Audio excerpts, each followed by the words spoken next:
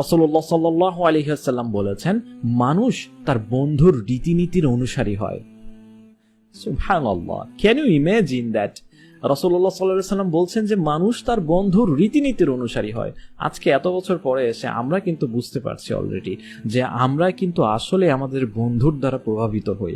আমি যাকে বন্ধু করি বা আমার যে সকল ফ্রেন্ড সার্কেলগুলো রয়েছে তাদের অ্যাক্টিভিটিসগুলোর মাধ্যমে কিন্তু আমরা অনেকটাই প্রভাবিত। এটা কিন্তু অস্বীকার করার কোনো ওয়েই নাই।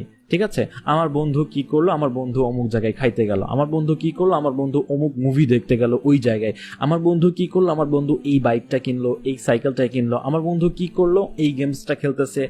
এই সকল ওভারঅল যে বিষয়গুলো আছে, এই বিষয়গুলো আমাকে বা আমাদেরকে টোটালি কিন্তু প্রভাবিত করে, অ্যাজ এন এনজাইমের মতো, প্রভাবকের মতো।